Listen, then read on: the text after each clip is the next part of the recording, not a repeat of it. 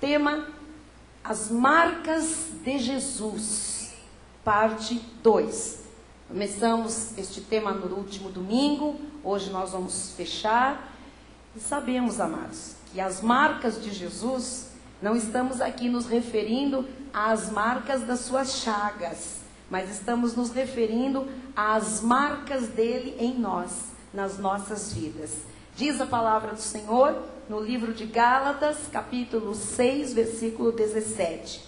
Quanto ao mais, ninguém me moleste, disse o apóstolo Paulo, porque eu trago no corpo as marcas de Jesus.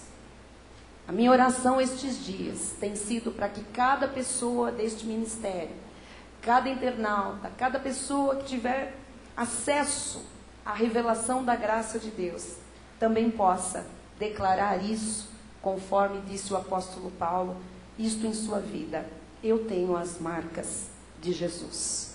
Ninguém me moleste, porque eu tenho as marcas de Jesus em mim. Amém? Hoje nós vamos ver quais são essas marcas de Jesus, para nós entendermos o que é viver a vida de Cristo aqui na terra, através do nosso corpo, através da vida que o Senhor nos deu, dos desígnios de cada um. Nós temos marcas, e estas marcas têm que ser visíveis, têm que ser conhecidas por nós e por todos os homens. Vamos orar a Deus. Feche seus olhos. Senhor Jesus Cristo, Deus lindo, Deus perfeito em todos os teus caminhos, Deus majestoso, grande, poderoso, todo-poderoso, Rei de reis, Senhor de todos os senhores, soberano total e absoluto, Senhor que governa, que rege as nações, Senhor que é um Deus de determinação e graça, predestinador das nossas vidas. Aqui estamos nós, vasos de misericórdia, preparados de antemão para manifestar a tua glória. Aqui estamos nós, nas mãos do oleiro, para que os vasos sejam feitos novos, se necessário, moldados conforme o teu querer e a tua soberana vontade. Que esta palavra hoje, Senhor, seja tão profunda a ponto de produzir lá nas entranhas mudanças radicais que redundem em muitos frutos para as nossas próprias vidas, mas acima de tudo para o teu reino. Em nome de Jesus oramos e te agradecemos. Amém. E toda a igreja diga amém. Amém. Amém. Você quer dar um louvor ao Senhor? Faça isso. Ele é digno, merecedor de ser sempre exaltado. Amém. Meus amados irmãos, filhos abençoados, eleitos, predestinados, escolhidos de antemão, vitoriosos por serem de Cristo, bem-aventurados, reino de sacerdotes, ministros de uma nova aliança, mais que vencedores em Cristo Jesus. Amém? Nós estamos falando desde o último domingo sobre as marcas de Jesus em nós. E eu quero lembrar a todos que isto envolve, logicamente, o novo nascimento, a conversão, a vida nova que tem um filho em Cristo Jesus. Todos nós estávamos antes com o nosso espírito morto em delitos e pecados. Nós estávamos sem Cristo, estávamos seguindo o curso do mundo, fazendo a vontade da carne, dos pensamentos, fazendo a vontade do príncipe da potestade do ar, daquele espírito que agora não atua mais em nós, mas atua nos filhos da desobediência. E porque éramos predestinados em amor desde antes da fundação do mundo, no dia do poder de Deus, aprove ao Senhor nos chamar, nos atrair. Ele nos fez ouvir a sua palavra, porque a fé tem que vir pela palavra.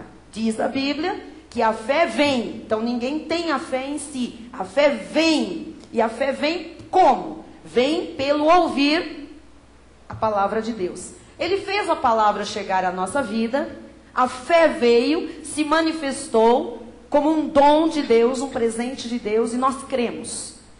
E porque cremos, a Bíblia diz que fomos selados, marcados pelo Santo Espírito da promessa. Todos nós temos o Espírito Santo como um selo daquilo que foi a obra de Cristo no nosso espírito. Amém até aqui? Amém. E a palavra de Deus diz que há uma obra a ser manifestada a partir daquele momento da nossa conversão, daquele momento do novo nascimento. O que ocorre é que todos nós temos este dia, se somos eleitos, temos o dia do poder de Deus se manifestar. Você se recorda aquele dia? Se você estava numa igreja, eu não sei. Se você estava numa reunião doméstica, eu não sei. Se foi lendo um panfleto, se foi ouvindo um CD, se foi com alguém lhe falando do amor de Jesus, se foi numa reunião de oração, eu não sei. Deus o sabe. Mas há um dia em que nós temos uma experiência de conversão. E neste dia, neste momento, muitos de nós, por falta de entendimento, e lógico, de revelação e de conhecimento, nós não sabemos exatamente o que se passou conosco. Nós sabemos que algo aconteceu que foi maravilhoso, porque cada um aqui pode descrever aquele momento em que se encontrou com Jesus. Quem se lembra daquele momento? Você só pode dizer, não importa se for um lugar estranho, escuro, diferente, se hoje não tem mais nada a ver com aquilo, mas o momento, aquele encontro com Cristo, foi maravilhoso. Essa é a descrição de todas as pessoas. Foi maravilhoso, foi maravilhoso, foi maravilhoso. O encontro com Cristo sempre é maravilhoso. Por quê? Porque ele vem trazendo o quê? Transformação total de vida. E o Senhor sabia que naquele momento era hora de mudar a nossa sorte, mudar o rumo da nossa vida. Por isso se usa a palavra conversão. Se estávamos indo numa direção, vem o Senhor, efetua tão grande salvação, nos salva do inferno, nos salva da morte, nos salva do diabo, nos salva dos principados e potestades, nos salva do poder do pecado, nos salva da sociedade, do mundo que jaz no maligno, nos salva da escravidão, de tudo que nos escravizava, nos salva e nos liberta. E nesse momento há uma conversão. Mudamos o rumo da nossa vida, mudamos o sentido, a direção que estávamos indo não é mais a mesma.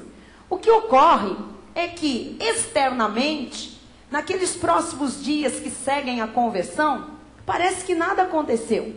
As pessoas continuam no mesmo trabalho, na mesma sala de aula, usando as mesmas roupas, falando as mesmas coisas. Elas sabem que houve uma experiência gloriosa e que algo mudou, e que não é mais a mesma pessoa. Ela percebe pelo seu espírito, os seus sentidos muitas vezes passam por uma emoção, ela sabe que há alguma coisa nova, forte na sua vida, mas não necessariamente há de imediato, uma mudança de pensamentos, uma mudança de sentimentos, uma mudança de atitudes. Fato é que muitas pessoas têm este encontro com Cristo, ficam felizes, aconteceu uma coisa, eu confessei Jesus, Ele é meu Senhor, eu estou salvo, eu tive uma experiência com Cristo, assim, assim, assim. Mas muitas vezes essas pessoas continuam ainda falando os mesmos palavrões, bebendo ainda, se bebiam, talvez fumando, mentindo, fazendo algumas coisas erradas.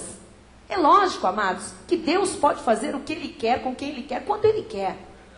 Mas Deus deixou uma maneira desta salvação tão grande que aconteceu no nosso espírito ser o quê? Transmitida para a nossa alma, para os nossos pensamentos, para o nosso palavreado e para as nossas ações, as nossas atitudes na vida.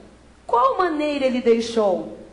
O conhecimento da sua palavra. Então, como é que nós vamos vendo a salvação se desenvolver no dia a dia? Com a palavra. É por isso que se um altar não alimenta bem o povo do Senhor, esse povo do Senhor fica só com aquela experiência da salvação. Aquela experiência do aceitei Jesus. Que não é aceitar, hein? É receber e confessar. Mas não sai disso. Você vê quantas pessoas cristãs, entra ano, sai ano, passam 5 anos, passam 10 anos, passam 20 anos, as pessoas continuam com os mesmos hábitos, a mesma maneira de falar, a mesma maneira de agir, a mesma maneira de pensar, a mesma maneira de negociar, a mesma maneira de tratar a esposa, a mesma maneira de, sabe, de se relacionar. Não houve o quê? Transformação. Então, o que nós estamos entendendo? Que a obra que aconteceu no nosso espírito é tão grande, é tão definitiva, é tão profunda, é tão radical, que não podemos, amados, deixar que isso vire o quê? Uma coisa banal. Que o crente em Jesus Cristo tenha uma vida na mesmice, na rotina de como era a sua vida antes de Jesus.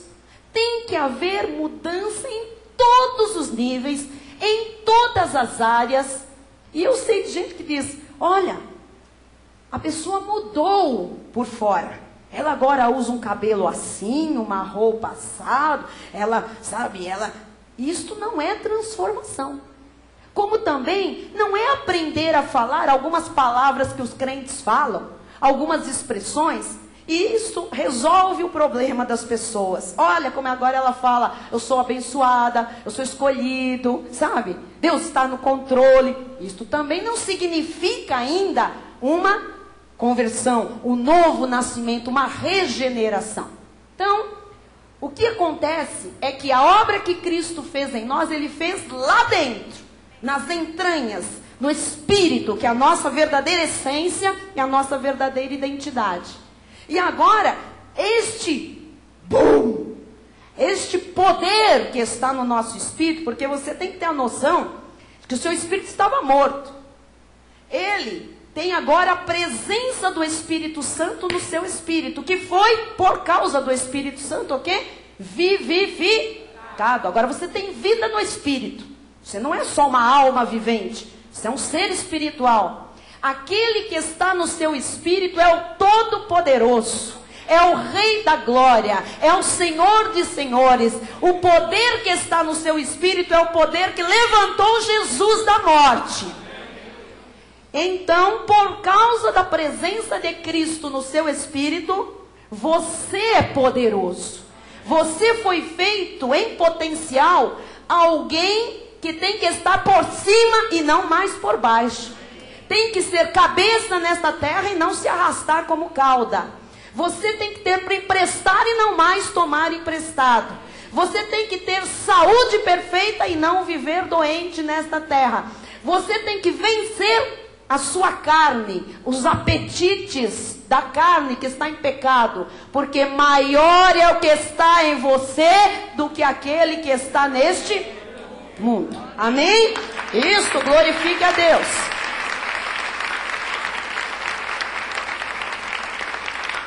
Então, nós não vamos esperar que um recém-convertido, que é comparado na Bíblia Sagrada a um bebê, espiritualmente falando, que ele de repente comece a dar muitos frutos. Não se espera isso. Assim como você não pode exigir de uma criança de 4 anos um comportamento adulto. Você exige um pouco mais daquele filho que tem 15 ou 16 anos. E você exige muito mais daquele que tem 26, 27. Não é verdade? Então, assim acontece na vida espiritual. Só que as coisas espiritualmente são mais rápidas, Rosiana, do que a vida física, que tem todo um processo de desenvolvimento natural, fisiológico e etc, etc.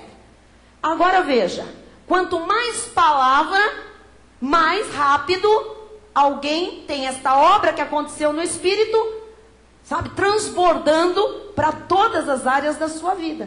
Porque é a palavra que vai alimentar aquela vida, é a palavra que vai entrar na mente, no coração, e vai substituir o lixo que nós trouxemos da antiga natureza pelas coisas novas. Por isso que nós temos o quê? Novos pensamentos, novos sentimentos, um novo modo de falar, um novo modo de nos comportar, um novo modo de nos relacionar, um novo modo de trabalhar, um novo modo de comercializar, um novo modo de agir com as pessoas. Você está compreendendo? Então, se você recebe muito alimento sólido, isso vai desenvolver você mais rapidamente. O que eu quero fazer com esta abertura, que na verdade estou fazendo um repasse do último domingo, é dizer à igreja que não se espera uma transformação total em todas as áreas da noite para o dia. Mas ela tem que acontecer. E agora é que a coisa fica séria. Tem que acontecer. Amados, sem Jesus, nós conhecemos muito bem como era a nossa vida. Com Jesus, tem que ter transformação total. Diga, com Jesus, transformação total. Porque nós não estamos brincando de igreja. Nós não estamos fazendo de conta. Nós não estamos brincando como criancinhas. Vamos fazer comidinha. Pega a panelinha. Pega o nenê, a bonequinha. Vamos brincar que a gente dá comidinha. A gente está aqui recebendo alimento da melhor qualidade. Nós não somos criancinha. Nós somos seres experimentados pela palavra predestinada de sabedoria. Entendemos que quem chega tem um tempo de maturidade, de maturação, de aprender, de começar a entender como as coisas são, como é a nova vida em Cristo, ajudá-las a pôr em prática, a vivenciar cada palavra que Deus está fazendo a conhecer. Mas isso não pode demorar 10 anos. Isso não pode demorar 50 anos. Sabe, eu estou aqui esperando que Deus faça a obra. Cai na real. Jesus já fez a obra quando Ele tirou do mundo. Há uma obra na sua vida que não tem volta. Você já foi marcado por Jesus. Então essa coisa de crente empurrar a vida com a barriga, com todo respeito pela expressão, isso não existe. Ou isto é falta de alimento, ou isto é carne. Eu não quero me submeter à voz de Deus, e a minha carne, ela acaba me vencendo em vários aspectos. Olha o que disse Jesus em Marcos 4:28. Essa palavra tem mexido muito comigo. A terra por si mesma frutifica. O Senhor está comparando o seu coração a uma terra boa. Você é um eleito de Deus? Então o seu coração na Bíblia é considerado terra boa, da melhor qualidade. Ou seja, quando a palavra que é a boa semente cai num coração de terra boa, tem que acontecer o quê? Dar frutos, frutificar. Então diz que a terra por si mesma, essa terra que já tem Jesus, por si mesma frutifica. Então a sua vida tem que frutificar. Só que tem um processo, é verdade. Primeiro, a erva. Depois, a espiga. E por fim, o grão cheio na espiga. Então, o que será que Deus queria dizer, né? Com esta expressão aqui de espiga tal? Este processo, amados, se dá por uma obra sobrenatural que o Espírito Santo faz, mas que envolve também um empenho nosso. Como? O que eu ouço, o que eu aprendo da parte de Deus, eu me empenho em praticar. Esse é o meu empenho. O que nós temos debatido neste altar, pela TV, pelos CDs, pela literatura, o que nós temos discutido é que não há hipótese nenhuma de uma pessoa estar 1 ano numa igreja como a nossa, eu não vou falar do território alheio, 2 anos, 3 anos, 4 anos, 5 anos, e a sua conduta, seu falar, seu modo de agir, seu modo de pensar, o seu viver, não evidenciar esta obra. Qual obra? Aqui. Erva, espiga e grão. Você está entendendo? Tem que evidenciar. Erva, espiga e grão. Olha o que diz 1 de João 5,18. Sabemos que todo aquele que é nascido de Deus não vive em pecado. Pronto. Já temos a força, a capacidade, o poder de Jesus em nós para não viver em pecado. Viver praticando o pecado. Antes, aquele que nasceu de Deus o guarda e o maligno não lhe... Então, o maligno não lhe toca. E você está livre do poder do pecado. Diga graças a Deus. 1 de João 3,9. Todo aquele que é nascido de Deus não vive mais na prática de pecado, pois o que permanece nele é a divina semente. Jesus permanece em você, o verdadeiro Deus e a vida eterna. Ora, esse não pode viver pecando, porque é nascido de Deus. Verdade? 1 de João 3,6. Todo aquele que permanece nele não vive pecando. Todo aquele que vive pecando continua com os velhos hábitos. Não o viu, nem o conheceu. Bispa, quer dizer que tem muito crente fajuto? Tem. Você está vendo aqui evidências na palavra para você reconhecer uma nova criatura. Alguém que nasceu de verdade, que é novo, que mudou toda a sua vida. Amém? Colossenses 3:5. Começa com um verbo no imperativo. O que é isso? É uma ordem. Se é ordem, o que eu faço? Obedeço, eu cumpro. Fazei, pois, morrer a vossa natureza terrena. Então nós, apesar de crentes em Jesus, convertidos, salvos, regenerados, lavados no sangue do Cordeiro, temos o Espírito Santo no nosso espírito, temos a divina semente. Apesar de tudo isso, temos uma carne que não se converte. E na nossa carne estão todos os atributos do capeta. Estão entendendo? Amém? Então, nós é que temos, pela capacidade que o Espírito Santo nos dá, pelo alimento que recebemos da palavra, nós é que fazemos morrer a nossa natureza terrena. Como? Eu não vou me cortar. Você não vai fazer como faziam os antigos monges. Pegavam aqueles cintos, aqueles couros, aquelas, como chama? Crinas, aqueles galhos, e eles se mutilavam, pedras, muitas vezes correntes, né? Eu estou fazendo morrer a minha natureza. Não é assim, não. Não é assim. Fazei, pois, morrer a vossa natureza terrena. Qual é essa natureza terrena que não pode mais existir na nossa vida? Prostituição. Todo crente tem na carne, mas você não pode mais viver na prática disso. Impureza, paixão lasciva, desejo maligno e a avareza. Nós falamos aqui na terça-feira no estudo bíblico das pessoas que não semeiam. Elas abrem uma brecha desse tamanho para o inimigo agir.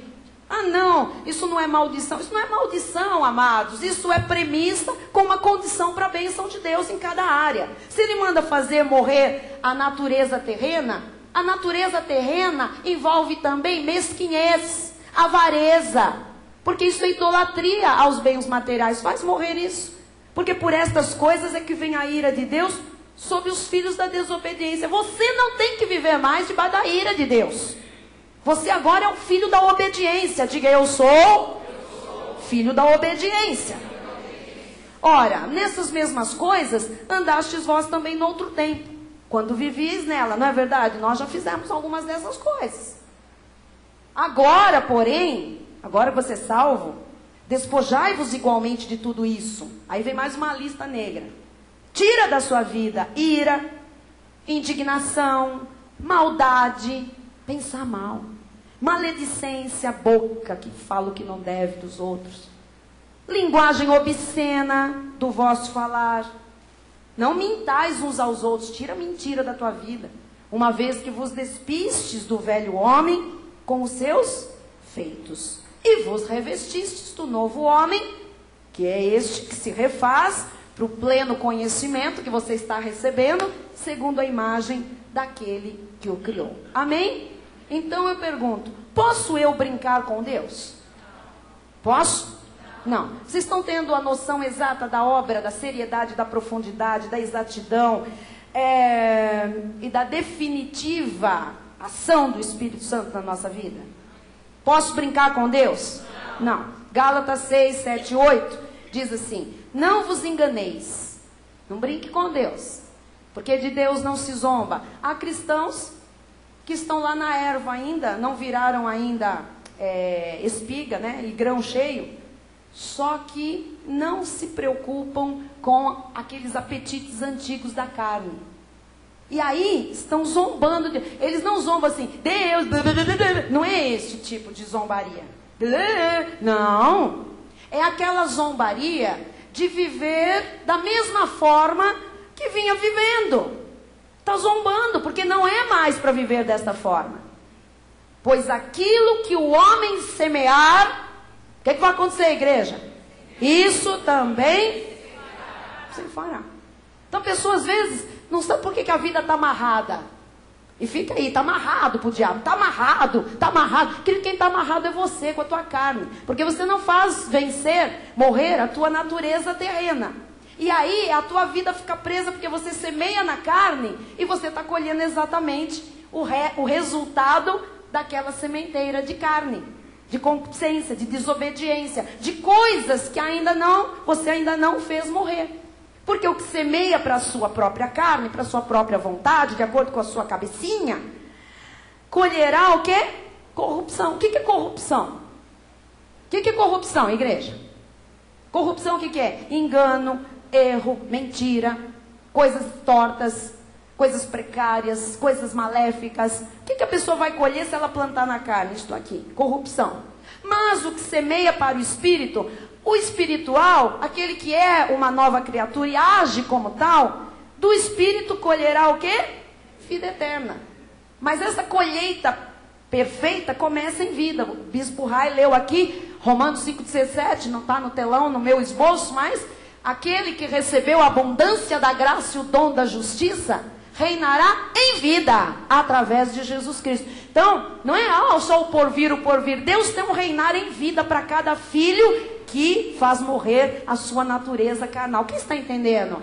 Amém? Então, amados, eu quero agora ir para as marcas de Jesus, porque agora você vai ver algumas características de quem é o quê? Esta nova criatura. Tem um processo, é verdade.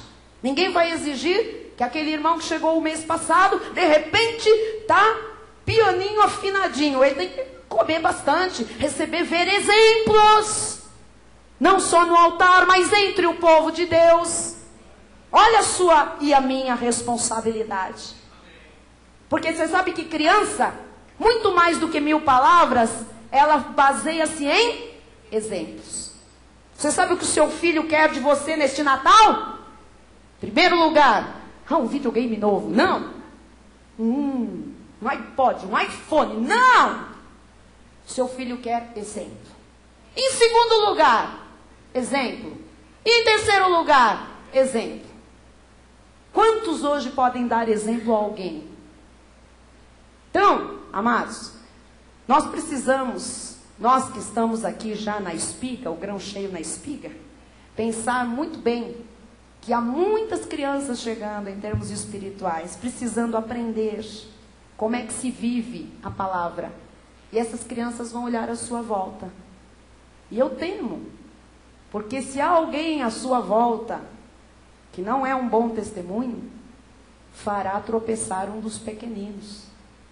Vai ser escândalo, motivo de tropeço. Você percebe a responsabilidade de uma pessoa que está há mais tempo? Quem chegou primeiro do que eu tem mais responsabilidade. Quem chegou primeiro do que você tem mais responsabilidade. Então eu vou pegar só um exemplo. Quem já está nesta igreja há 1 ano? 1 ano ou mais?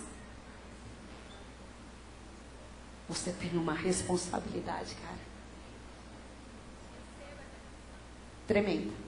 Contei para o irmão Sérgio, nós estivemos em Porto Alegre e puseram ali depois, quando acabou o seminário, nós estávamos na casa dos irmãos, puseram ali uma tela linda de plasma, onde eles assistem os cultos pela internet, que estão lá hoje assistindo. E na hora que passou um pedaço do louvor, todo mundo sabia o nome de cada ministro, de cada pastor, da história de cada filho, tudo que foi falado aqui. Estão bebendo, estão recebendo. De repente, a câmera passeou pelo santuário. Todos vocês que já foram de alguma forma citados, eles sabem os nomes. E de repente a câmera passa pelo irmão Sérgio ali, onde ele está mesmo no pilar. E ele estava ali louvando, era uma música por todo lado, e ele estava ali. E aí parou todo mundo e disse assim, esse homem, volta, esse homem. Eu falei, ai meu Deus do céu, o que tem o homem? Ele é uma inspiração para louvarmos a Deus. Ele se entrega para o louvor. Ele é um homem que ele não é um garoto. Ele dança, ele louva com tudo que ele é. Amados, isso é de uma responsabilidade. Eu pensei, ainda bem que eles pegaram como referência um louvador. Porque se eles pegam um dorminhoco, um bocejador, olha a minha cara lá, ó, ploft. Isso é uma coisa pequena. Agora você imagine em questões de atitudes. Será que nós podemos ser esses modelos? Será que nós podemos ser esses modelos em todas as áreas da nossa vida? Fora da igreja? Quando não estamos sentados, quietinhos, só ouvindo? Vamos ver então. Porque eu, disse Paulo, tenho as marcas de Cristo. Vamos ver se nós temos as marcas de Cristo. Primeira marca, no nosso telão. Qual é a primeira marca de alguém que tem Cristo na sua vida? Não viver na prática do pecado. É que a pessoa que tem Jesus, amado, não pode viver mais na prática de qualquer pecado. Porque a pessoa diz, é um pecadinho. Pecadinho para Deus e pecadão dá no mesmo. É o velho Adão da carne. Então, não pode viver qualquer prática de pecado. Se você tem Jesus, você tem que ter essa postura. Olha, é o seguinte, eu estou fora, não participo disso, não tenho mais parte com isso, me esquece, estou em outra, não vou me sujar, não tenho mais pecado, não participo disso, não me envolvo, não quero. Isso é uma marca de Cristo. E isso acontece, oportunidades para você mostrar essa marca, todos os dias. Nós andamos por aí, todos os dias a gente tem uma oportunidade de mostrar essa marca. Tem gente que, sabe, tem umas coisas acontecendo, a pessoa diz, isso não é para mim, mas vou ficar, na minha. Não fique na sua. A sua tem que ser exposta. A sua tem que se tornar uma marca. Não quero ouvir, não me chame, não entro nisso, não participo, estou fora. Sou uma nova criatura. Mas no passado você ia junto. Agora o passado foi enterrado por Jesus Cristo. Agora há um presente novo e um futuro glorioso me esperando. Não tenho mais parte com isso. Amém? Segunda marca. Fé inabalável em Jesus. Tem que ser uma marca. Porque, amados, diz em 1 João 5,1. Vamos lá. Todo aquele que crê em Jesus... Desculpem, todo aquele que crê que Jesus é o Cristo, é nascido de Deus. Esse que crê que Jesus é o Cristo, que Jesus é Deus, que Jesus é o Messias, que Jesus se fez carne, Deus deixou o trono, se fez carne, habitou entre nós, cumpriu a lei, venceu o diabo, foi para a cruz num plano perfeito, ressuscitou, é vencedor, vitorioso, amém? E que esse plano todo incluía a mim e a você. Todo que crê, todo aquele que ama ao que o gerou, também ama ao que dele é nascido. Então, eu creio em Jesus, eu nasci de Deus, eu amo todos os que nasceram de Deus, eu amo os meus irmãos, eu amo as pessoas salvas. Amado, não é uma crença vulgar, não é assim, hoje em dia, o que você é? Qual a sua religião? Eu sou evangélica. Eu já vi irmão dizendo, eu sou gospel. O que você é? Eu sou gospel. Sabe? Você sabe o que você está falando? O que é gospel? Gospel é uma coisa moderna. Você sabe o que significa essa palavra? Não, mas é tão bonita em inglês. Gospel. Olha, amados, nós não podemos fazer da nossa crença algo medíocre, algo barato, algo displicente. Eu sou de Jesus. Eu creio na ressurreição dos mortos. Eu creio na vida eterna. Eu tenho a marca do Espírito Santo. Eu tive uma experiência que se você não teve, você precisa conhecer esse Jesus, porque Ele transformou o meu viver. Eu sou uma pessoa realizada hoje, feliz, curada, próspera, bem casada, excelente mãe, realizada como mulher, como profissional.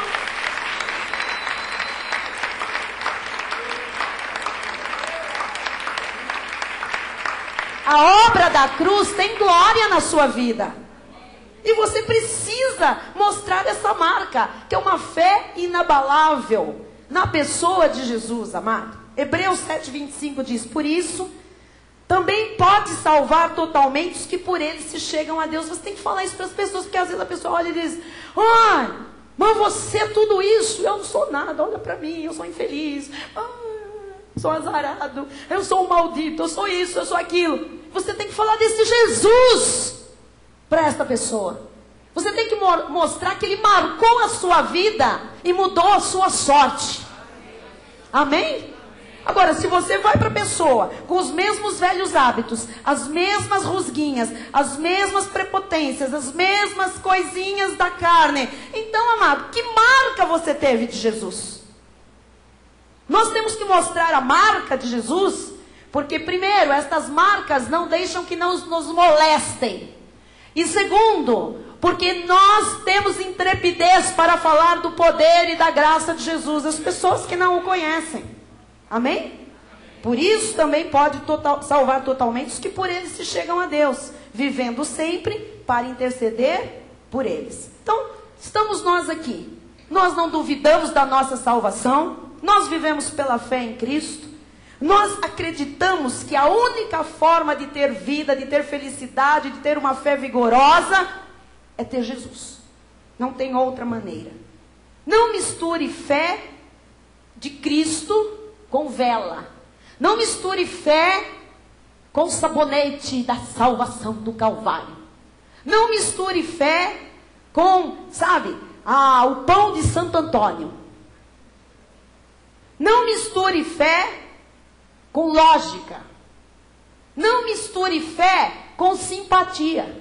Há pessoas muito simpáticas, carismáticas, agradáveis. Nem por isso elas são de Jesus. Nem por isso elas manifestam a fé poderosa, dom de Deus, que é uma marca em sua vida. Amém? Terceira marca de quem tem Jesus, quem é salvo, lavado, nova criatura. É vida de santidade. E aqui nós vamos fazer um parênteses, um pouquinho mais parênteses. Porque em Hebreus 12:14 está escrito: segui a paz com todos. Queria dizer que quem é de Jesus é de paz. Eu disse aqui do domingo do pavio curto, quem lembra? Rodar a baiana, rodar a cearense, rodar a gaúcha, qualquer coisa. Quem é de Jesus é de paz. Uma marca de Jesus é você ter paz para lidar com as pessoas. Mas bispa, até com ímpio. Seguir a paz com todos. Mostre para ele a sua diferença. Porque o ímpio é pronto para brigar, pronto para retrucar, pronto para responder, pronto para bater a porta, pronto para te xingar, pronto. Você é pronto para seguir a paz. E além de seguir a paz com todos, também com todos, tá? Não é só dentro da igreja. Você tem que seguir a alto e bom som, a santificação. E agora vem a premissa: sem a qual ninguém verá o Senhor.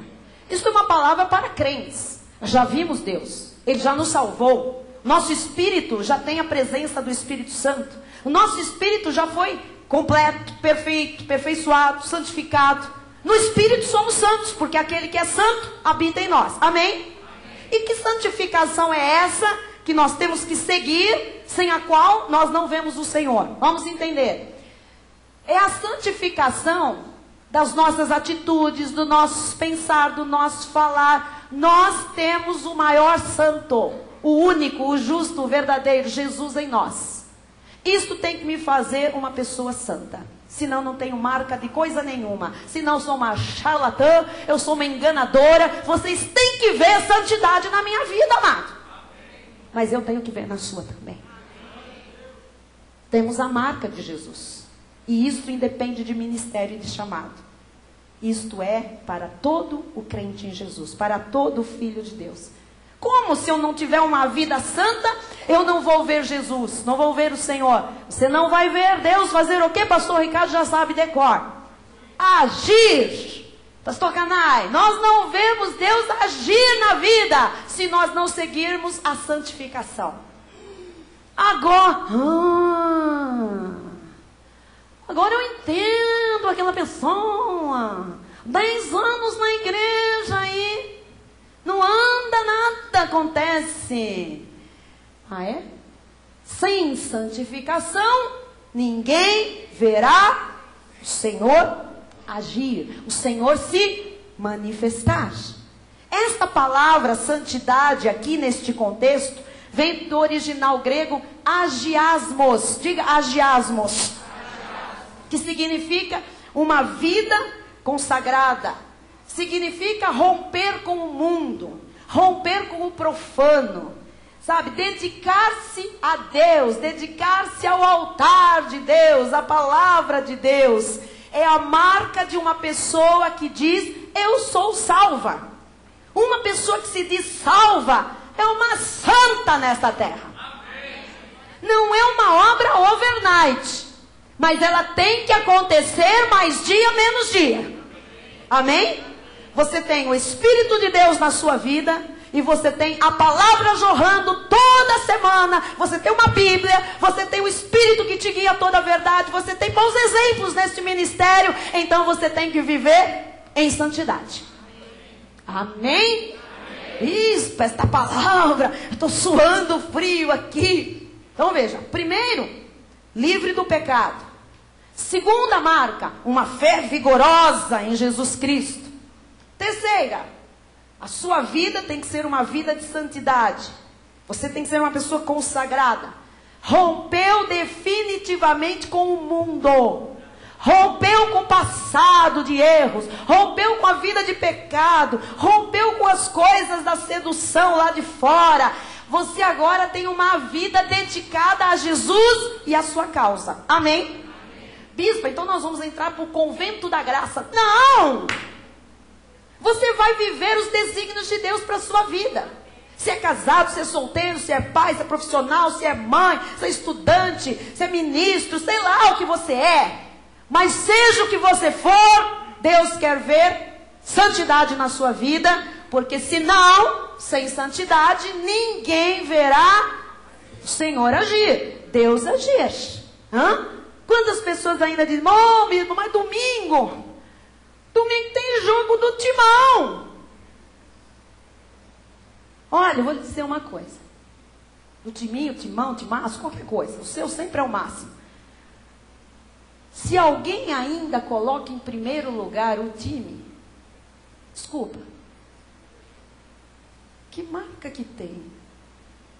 Está marcado pelo mundo. Se ainda vê o resultado para chegar depois no meio do culto, desculpa, querido, eu tenho que falar. Não tem santidade, não se faz todo profano, não tirou o mundo da sua vida, não tem nova natureza, coisa nenhuma. Não pode mais ter time, bispa. Está irado? Fazer, pois, morrer essa natureza terrena. Pode, desde que a sua prioridade seja Jesus Cristo. Qual que é o segundo lugar? Pode ser o time? Não. Segundo lugar é o seu cônjuge. Estou vendo que a coisa está preta. Olha, Mar, estou lhe ensinando Bíblia. Não dá para inverter um pouquinho? Não! A Bíblia diz sim, sim, não, não. O que passar disso vem de quem? Então, se houver inversão dessas prioridades, tem demônio na parada. Terceiro lugar, agora é o Timão, né, bispa? Não. São seus filhos, você os tem.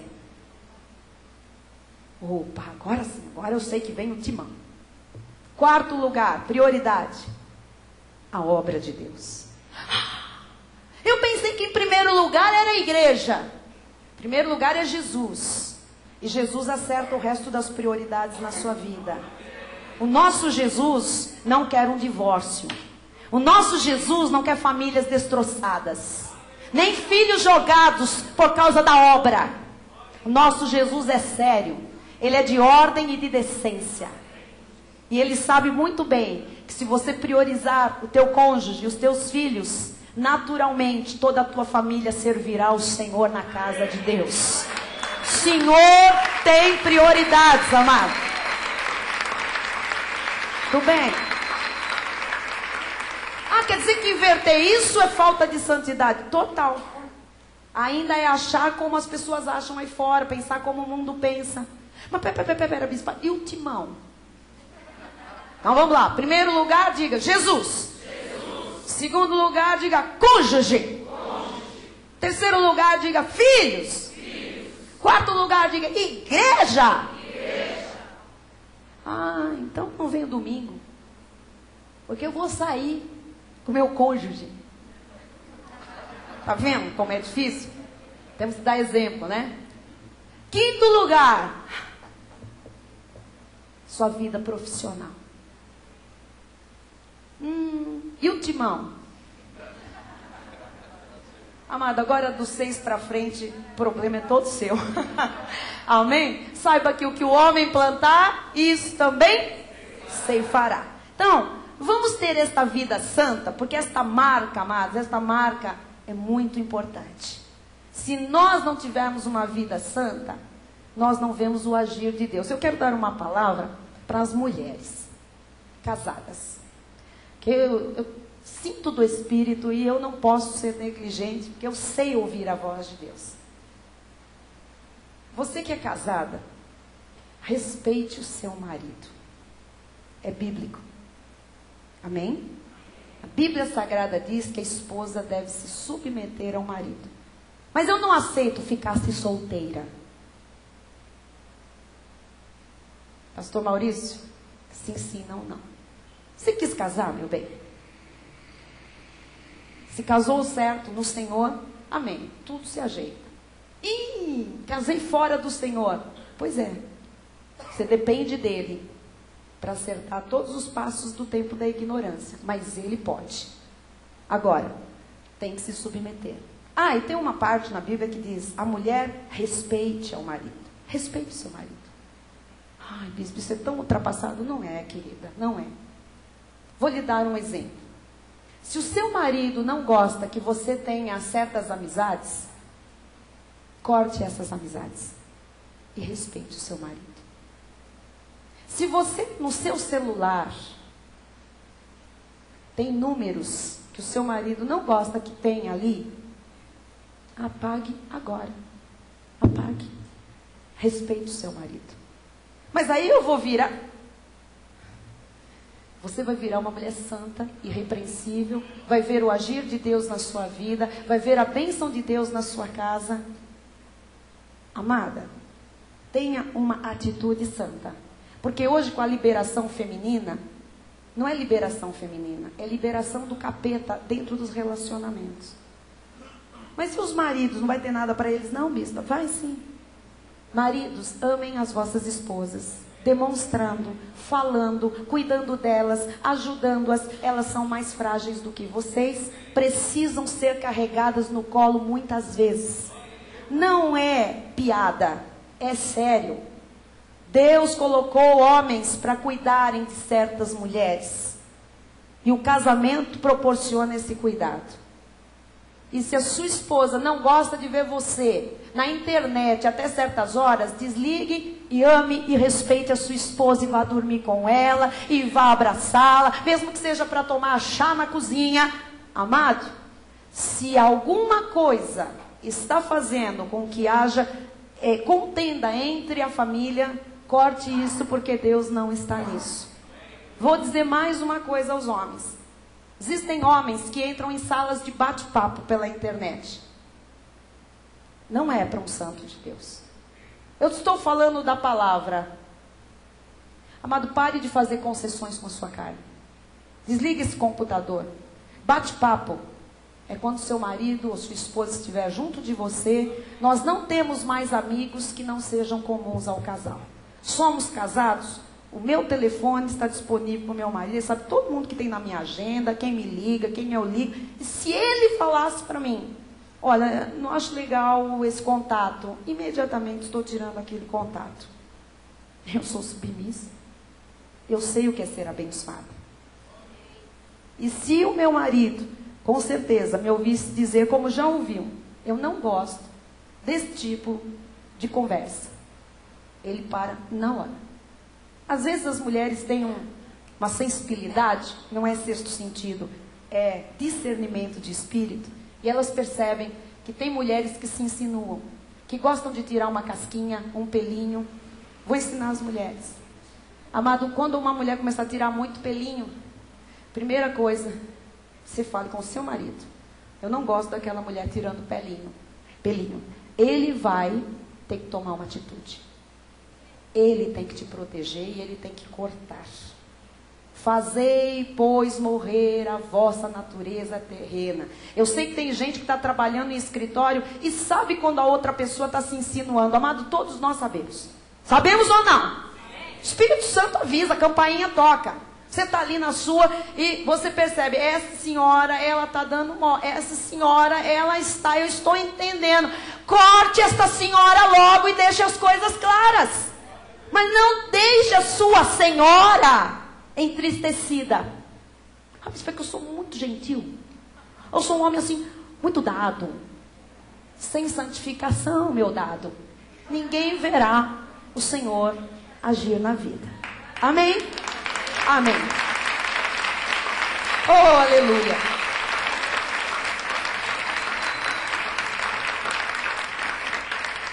Eu disse que nós temos que ser modelo e ensinar as pessoas. Nós estamos ensinando as pessoas a serem felizes. Amém? Quando você percebe, e a mulher também, tá? A mulher começa a perceber um assédio, um negócio meio estranho, pintou um clima, falaram uma coisa que eu não acho que deveria ser falado. Deixa claro. Falou, ó, seguinte, você fica na sua. Tá? Amado, nós temos maneiras, estou brincando, né? Educadas, mas nós temos uma postura santa de deixar as coisas claras, tá bem? Olha, a sua liberdade terminou bem ali. Você está tentando invadir, comigo não.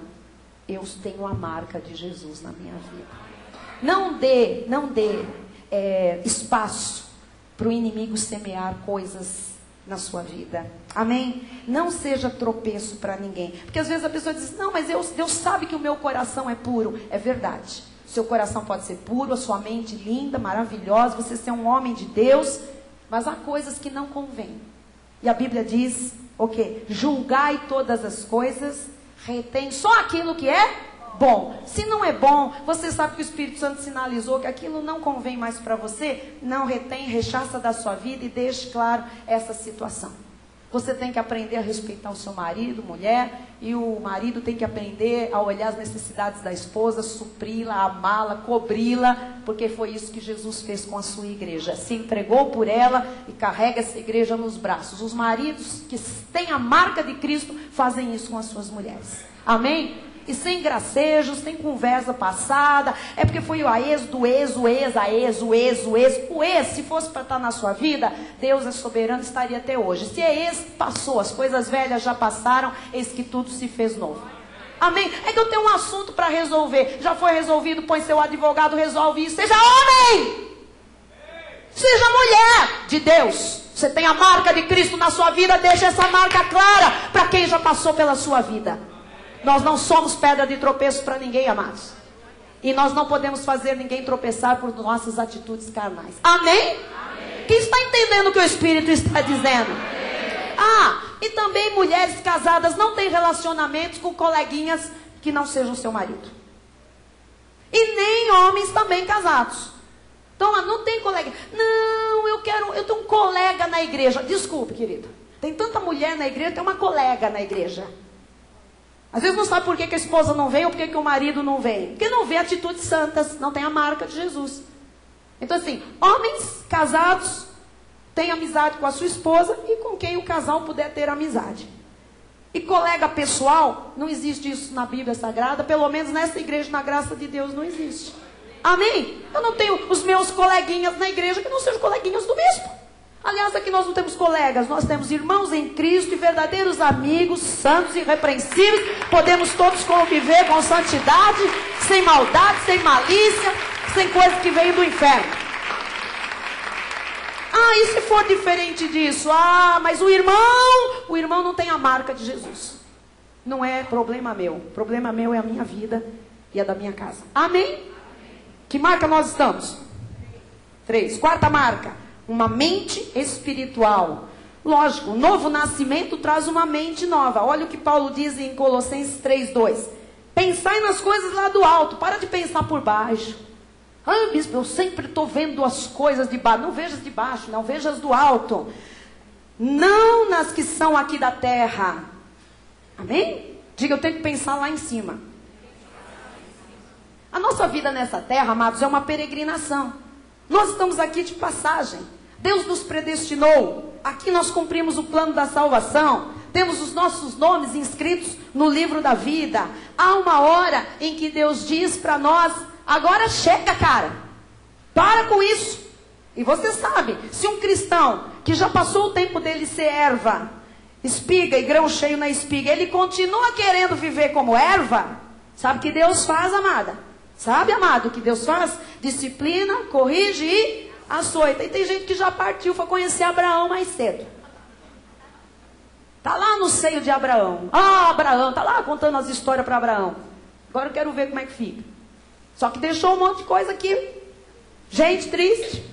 Não cumpriu aquilo que era desígnio de Deus para aquela vida. Deus teve que recolher mais cedo. Então, nós temos esta marca. Pensamentos, a mente de Cristo. Uma mente, né, conforme a palavra de Deus. Diz o salmista, no Salmo 73:24. Tu me guias com o teu conselho. Amado, se Deus guia, se Deus está falando esta noite, siga o conselho de Deus. O que aconteceu? Apagou. Vai voltar em nome de Jesus. Siga o conselho de Deus. Se Deus diz, não faça mais isso, pare hoje. Eu pergunto uma coisa para a igreja. Você só vai pensar. O que acontece com uma pessoa que ouve essa palavra e não age de acordo com essa palavra? O que acontece com uma vida que ouve por um bom tempo já essa palavra e não vive nada disso? Diz o Salmo 73:24. Tu me guias com o teu conselho e depois me recebes na glória. Quer dizer que aqui em vida, ou você vive na palavra de Deus, querido, ou sem chance. Você quer viver aqui? Aqui não é fácil viver nessa peregrinação. Agora, você quer viver aqui, tem que ser do jeito de Deus. Ah, mas ou é do jeito de Deus, ou você não vê Deus agir. Amém? E depois é a glória. Então, enquanto você está aqui, ouça o conselho de Deus. Versículo 25. Quem mais tenho eu no céu? Não há outro em quem eu me compraza na terra. Quer dizer, ou é Deus a me falar e me ensinar como é que eu vivo aqui, amados, ou eu estou sem eira nem beira. Eu não tenho nenhuma chance. O apóstolo Paulo usou com outras palavras. Ele disse, olha, o viver só em Cristo. O morrer, para mim é lucro. A glória está preparada, eterna, sem problema nenhum, está tudo lindo. Quinta marca, vamos lá. Vitória sobre o mundo. Lógico, 1 João 5,4 diz, porque todo que é nascido de Deus tem essa marca. Qual é? Vence o mundo. E esta é a vitória que vence o mundo, a nossa fé. Então, nós temos que ver vitória sobre o mundo. Não tenha medo do mundo, não tenha medo da opinião pública, não tenha medo daqueles que ainda não estão em Cristo, não tenha medo dos legalistas, não tenha medo do que a sociedade diz a nosso respeito. Nós já vencemos o mundo. Amém? Sexta marca, chama-se humildade. Salmo 131:2. Pelo contrário, fiz calar e sossegar a minha alma. Como a criança desmamada se aquieta nos braços de sua mãe, como essa criança é a minha alma para contigo. O que significa isso? Nós temos que estar aqui humildes. E a palavra de Deus diz que nós devemos ser como crianças. Não na infantilidade, mas na pureza. Tá bem? Na sinceridade, na humildade. Em Mateus 18:3 disse, em verdade vos digo, que se não vos converterdes e não vos tornardes como crianças puros, de modo algum entrareis no reino dos céus. Então, amados, a humildade, ela é oposta ao orgulho. Pelo orgulho, você sabe que anjos tornaram-se demônios. Pelo orgulho, Lúcifer se transformou em Satanás. Quando alguém vive achando o defeito do outro, Quando alguém vive falando do outro, significa que essa pessoa não tem humildade. Ela não compreende nada. Ela é soberba. Não há a obra do Espírito Santo. Não é salvo. Porque a marca, uma das marcas de quem é salvo, é ser humilde. Eu sou o que sou pela graça de Deus. Amados, você tem que andar aqui nessa igreja se considerando sempre, sempre uma pessoa tão importante quanto qualquer outra que está aqui. Ninguém aqui é maior do que ninguém. Aqui só tem um maior que se chama Senhor Jesus Cristo. Então, se a pessoa é soberba, se não cumprimenta, eu não estou falando de relapsos, não estou falando de um dia atarefado, uma pessoa que está com problema, às vezes aborrecida, estressada. Nós não estamos falando dessas coisas, nós estamos falando daquele... Vocês sabem muito bem, né? Se é assim, ainda não tem a marca de Jesus. Pode ser que seja uma erva. Agora, se você falar, imagina, a pessoa tem 10 anos de igreja... Ai, mas não é convertido. Desculpa, não é convertido, não. Não é. É muito grave o que a irmã está afirmando. A Bíblia diz que uma das marcas de Jesus na vida de um salvo é a humildade. É humildade. Então, se não se encontra humildade, desculpe. Está convencido de qualquer coisa, mas o convertido largou toda a prepotência há muito tempo. O convertido é humilde, o convertido, ele sabe que ele é integrante do corpo de Cristo, como as outras pessoas que fazem parte daquele corpo também. Amém? E que todos são igualmente importantes para Deus. 7ª marca e última, amor. Está diretamente ligado a quase tudo que nós falamos aqui. 1 de João 4, 7 e 8 diz: Amados, amemo-nos uns aos outros. Não é para amar aquele só que é teu conhecido. Não é para amar só aquela pessoa que faz o que você gosta. Você concorda que dentro de uma comunidade, como a igreja de Jesus Cristo, há pessoas de todo tipo? Amados, nós somos tão diferentes na carne, tão diferentes. É lógico que durante o tempo em que eu vou convivendo, eu vou atraindo os meus iguais, amém? Assim, não é os meus iguais necessariamente, mas aqueles que me fazem bem, aqueles que eu gosto de estar perto. É errado? Não, não é errado. Nós amamos a todos. Mas nós temos intimidade com pessoas que têm mais afinidade espiritual, social, cultural. É natural. Agora, isto não pode vir a ser absolutamente nenhum motivo de divisão. Os irmãos estão entendendo? Amém? Nós somos amigos de alguns, mas nós somos irmãos de todos. Os irmãos estão entendendo? Tá? Então diz, amados, amemo-nos uns aos outros, qualquer um, qualquer outro, tá? Porque o amor procede de Deus. E todo aquele que ama é nascido de Deus e conhece a Deus. Que ama e demonstra, né? Que ama e age naturalmente como quem ama. Quem ama cobre o pecado dos outros. Aquele que não ama não conhece a Deus. Pois Deus é amor. Deus é amor. Então a marca principal de um novo nascido, uma pessoa que realmente foi regenerada, foi lavada, tem um novo coração, é que esta pessoa ama. E você sabe o que é amar? Amar é querer o bem do outro. Amar é querer que o outro progrida. Amar é querer que o outro se dê bem. Amar é querer que o outro cresça. Amar é suportar o outro. O amor, diz a Bíblia, tudo sofre. Então eu acho muito estranho, às vezes, irmãos em Cristo que dizem assim: ah, mas como é que pode? O irmãozinho me fez isso? Não, mãe, mas o irmão fez isso. O irmão fez isso. Suporte. Continue amando o irmão. O amor da Bíblia diz que o amor tudo sofre. Você sabe quantas vezes eu choro por causa dos irmãos?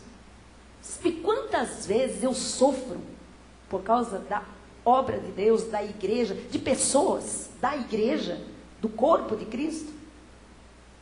É amor. O amor tudo sofre. Sofre resignado. Sofre confiando em Deus. Sofre seguindo. O amor tudo crê, tudo suporta. Se você diz que ama e não suporta tal pessoa, você não ama nada.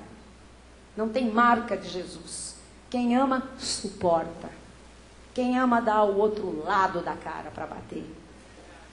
Quem ama, espera em Deus a justiça. Quem ama, se submete à palavra. Quem ama, não se ufana, não quer aparecer mais que os outros. Quem ama, não se exaspera, não vive brigando e estressado. Quem ama, não se ressente do mal, não sai dizendo, a pessoa me fez isso, me puxou o tapete, eu me envolvi com a pessoa, eu fiz um negócio com o outro, ele fez isso, para quantos você já contou? Para todos que eu conheço aqui eu contei mesmo. Você não ama, você não tem marca nenhuma de Jesus na sua vida. Quem ama cobre, quem ama espera em Deus. Quem ama sabe que Deus tem um propósito para cada coisa e que faz todas as coisas cooperarem para o bem daqueles que o amam. Quem ama suporta. Quem ama não se ressente do mal, não fica com biquinho, com...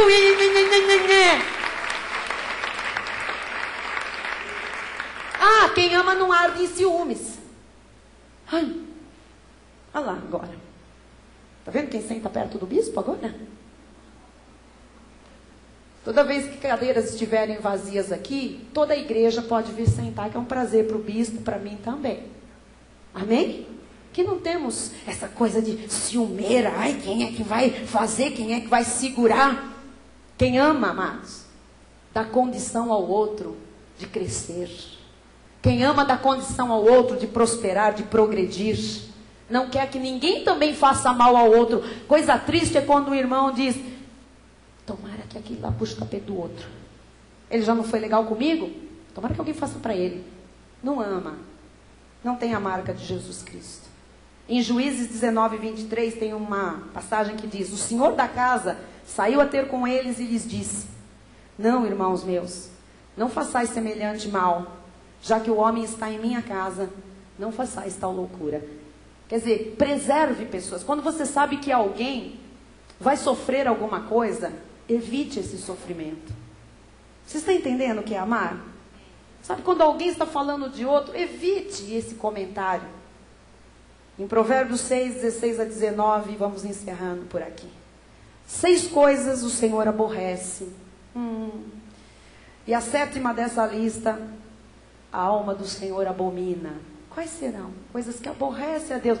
Mas você imagina um Deus aborrecido? Será que um Deus aborrecido age? Não. Porque sem santidade, ninguém verá o Senhor agir. Vamos ver coisas que aborrecem a Deus. Olhos altivos, língua mentirosa. Não minta. Não minta. Você sabe que Jesus perguntou 3 vezes para Pedro: Pedro, tu me amas? Pedro, tu me amas? E Pedro começou a ficar irritado, né? Aquele sanguíneo roxo, ele dizia: eu te amo. Eu te amo, tu sabes que eu te amo, Senhor, eu te amo. Às vezes é assim conosco, não é? O Senhor vem falando, eu já sei essa pregação, eu já sei desse assunto, eu já sei. É necessário que você ouça de novo, porque o Senhor está querendo trabalhar exatamente nessa área da sua vida. Língua mentirosa. Pedro tinha negado Jesus 3 vezes. Ele precisava corrigir aquela mentira, por isso Jesus perguntou 3 vezes se ele o amava, não é? Não minta. Nunca minta, nunca. Por mais cabrosa que seja a verdade doída, sabe? Falha. A honra de Deus na verdade. Nunca minta, nunca. Eu não minto. Eu não minto. Se as pessoas vierem me perguntar alguma coisa, se eu não puder dizer, eu vou dizer: eu não posso lhe dizer isso. Mas eu nunca vou mentir. Porque quando alguém mente, exalta Satanás. Mostra que ainda há uma marca do diabo na sua cara. Muito forte. Não minta. Nem comercialmente, não minta. Não minta a respeito de comissões, não minta. Mas tem gente que vem e pergunta quanto eu ganho. Eu minto. Não, diga à pessoa: isso não é da sua alçada, não lhe diz respeito, eu não quero lhe falar. Fale a verdade. Fale a verdade, mas não minta. Amém? Quantos anos você tem? Amado, Ai, e agora, bispa? Não minta. Ah, eu não quero falar. Diga para a pessoa, não quero lhe falar. Ai, como você é. Pense o que você quiser, eu estou falando a verdade. Eu não quero lhe falar. É melhor eu dizer que eu não quero lhe falar do que dizer que eu tenho 30 e eu tenho 52. Um exemplo. Vocês estão entendendo? Amém? Então, é importante a gente padronizar a marca de Jesus em todas as áreas. Porque isso aborrece Deus. Às vezes a pessoa está em casa, toca o telefone. Filho, fala aí que eu não estou. O filho atende. Meu pai mandou dizer que não está. Parece brincadeira, piada de programa de humor. Mas isso o que é? Aborrece a Deus. Deus diz, para que isso? Fale que você não pode atender. Fale até que você não quer atender, se você tem os seus motivos. Mas fale a verdade. Amém? Verdade, verdade, verdade, verdade, verdade, verdade, verdade, verdade. O que aborrece mais a Deus? Mãos que derramam sangue inocente. Nós não saímos por aí matando. Mas muitas vezes, amados, nós permitimos situações que arrasam, às vezes, a reputação de uma pessoa. Nós consentimos em coisas e não defendemos quando alguém está falando, né, de um irmão, ou até de uma pessoa que não é cristã ainda. Não derrame sangue inocente, não permita, sabe, que as pessoas façam malvadeza. Você não participa de malvadeza. O que mais aborrece a Deus? Coração que trama projetos iníquos. Sabe aquela maquinação de coisa para o mal, de coisa errada? Como é que eu vou sair por cima? Como é que eu vou ganhar mais que ele? Como é que eu vou dar um jeito? Eu vou ligar antes para falar para o cara que eu não falei com ele. Aí encontra uma pessoa, às vezes é comercial. Não fala que a gente teve aquela reunião. Não tem marca de Jesus na vida. Não fala que eu te falei antes qual seria a porcentagem. Não fala que eu te... Amado, coração que trama projetos iníquos. Pés que se apressam a correr para o mal. Você já viu gente que parece que tudo que é mal atrai a pessoa? Não é ela que vai, ela é que tem pressa para correr para o mal. Está sempre metida com quem não deve, com quem não pode, com coisas ilícitas, com coisas erradas. Isso aborrece a Deus. E por último, essa é a 7ª coisa, tá? Testemunha falsa que profere mentiras. Não, essa é a 6ª, desculpa. Agora vem a 7ª. Testemunha falsa. Você viu aquilo lá mesmo? Aconteceu daquele jeito? O irmãozinho falou aquilo para o outro? Ah, falou. Você viu? Viu nada, você estava tomando café lá embaixo, que viu o quê? Você nem sabe quem é o fulano. Então tem que tomar cuidado. Testemunha falsa. Vem comigo, vou ter uma audiência. Você fala em meu favor. Você fala que não era assim quando a gente trabalhava. Aí você nunca trabalhou comigo. Lembra disso, Vera? Uma vez uma pessoa chamou a pastora Vera para testemunhar num processo trabalhista, não foi isso? E a pastora Vera veio aqui, nós vamos dizer agora.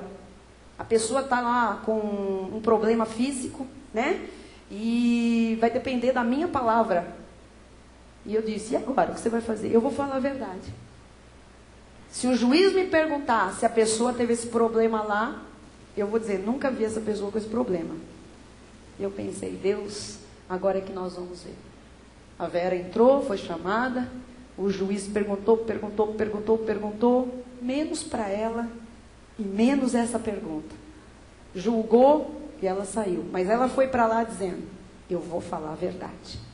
Mas é meu amigo. Eu vou falar a verdade, porque eu sei quem que me recompensa e de onde vem o aborrecimento se eu não falar a verdade. Às vezes é isso, é meu amigo, eu vou no tribunal, aí eu falo. Não faça isso. Amados, amigos, Jesus à parte. A sua verdade sempre tem que prevalecer. E por 7º e último, isso aqui não só aborrece a Deus, mas o que dizia lá no versículo anterior? Deus O que Deus abomina? Para a gente... O que semeia contendas entre irmãos. Uau! O que semeia contenda entre irmãos, amados, Deus diz que abomina. Uma pessoa nascida de Deus olha para uma contenda e diz assim, olha, eu estou fora, eu não me envolvo, não me ponha nisso, não quero saber, entendeu? Não vou me sujar com estas coisas. Não faça contenda, não se meta em contenda. Entre irmãos, Deus abomina. Deus fecha as portas, o céu fica de bronze, não acontece nada, a vida fica um deserto. Não participe de semear contenda. Mas eu vi, amado, não importa se você viu, entrega para Jesus. Ele sabe o que fazer com a situação. Mas não sai contando e colocando uns contra os outros. Eu conheço gente que é pastor, pastora, e mente, e semeia contenda, e divide amigos. Essa pessoa nunca foi de Jesus, apesar de ter um título. Não tem as marcas de Cristo. Você está entendendo? Nunca participe de uma contenda, nem seja um semeador, seja do que for. Semeie amor, viva o que a Bíblia diz. E eu termino, põe o último para mim, o outro, Edmilson, esse. A terra por si mesma frutifica.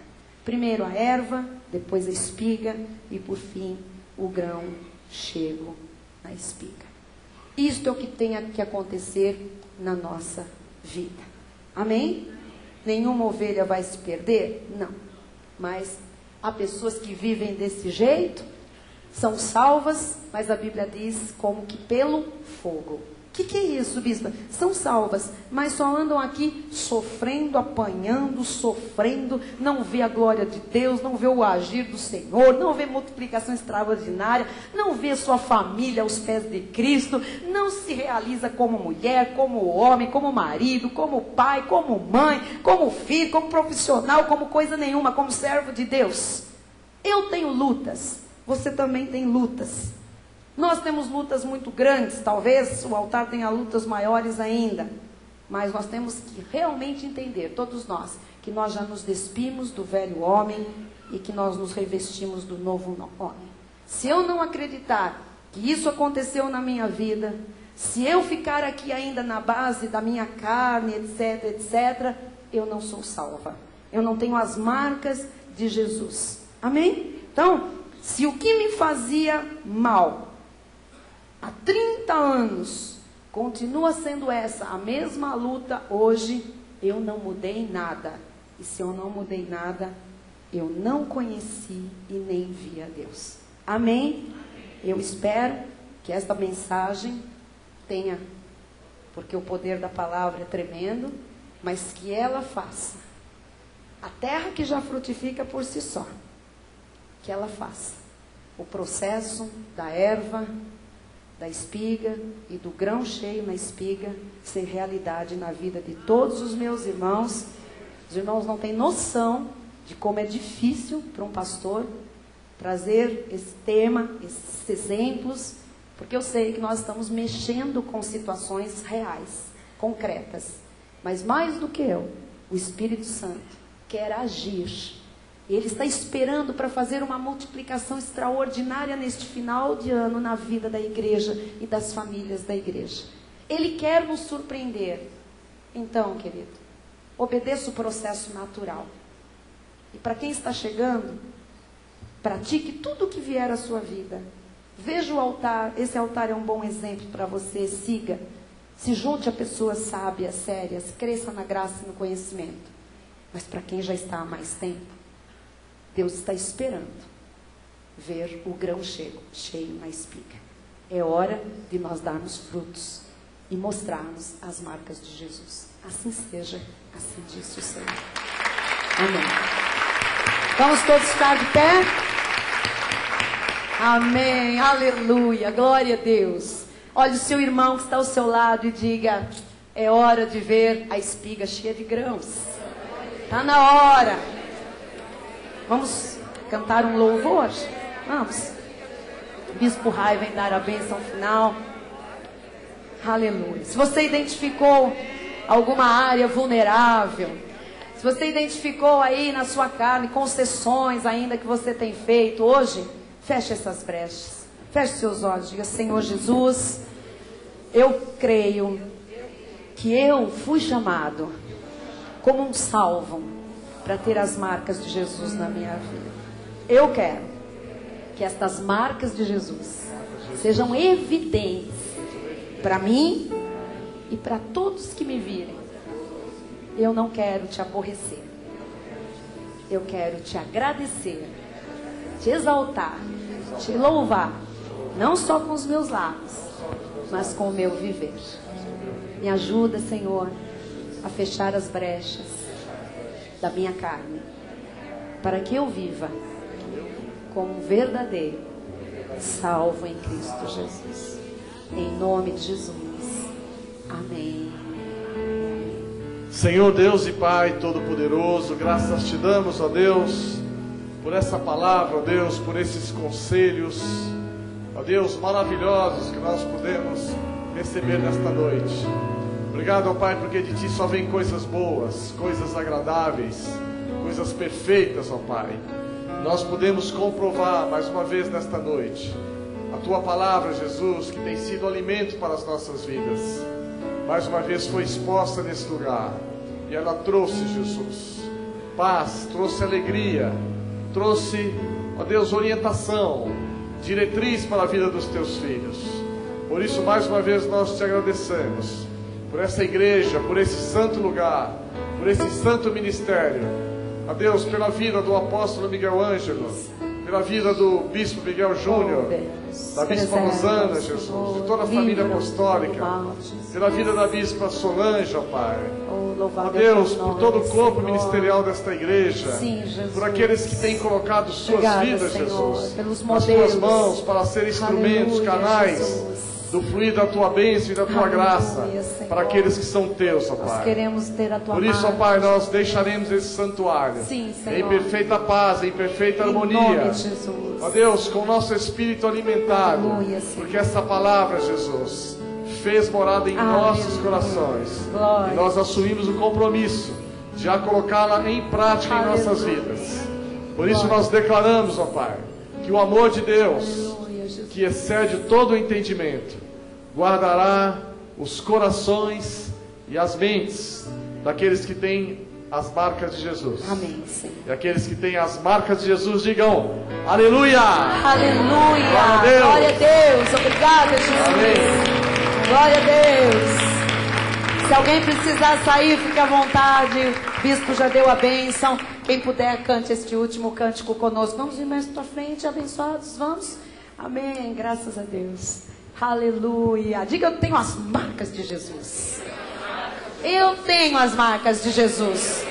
Se falta alguma delas, em nome de Jesus, eu vou desenvolvê-las a partir de agora.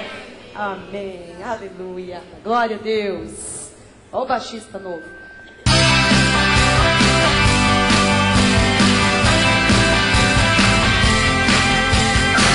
A minha vida é tua vida, tudo que sou é totalmente teu, Senhor. O meu presente, o meu futuro te entreguei, e o meu passado afoguei no mar do esquecimento do Senhor. Nova criatura sou, nova criatura. Eu não sou tudo que o Senhor precisa, ainda não sou tudo aquilo que eu queria ser. Mas uma coisa eu sou, não abro mão não. Nova criatura sou, nova criatura. Eu sou nova criatura, nova criatura. Eu sou nova criatura, nova criatura eu sou.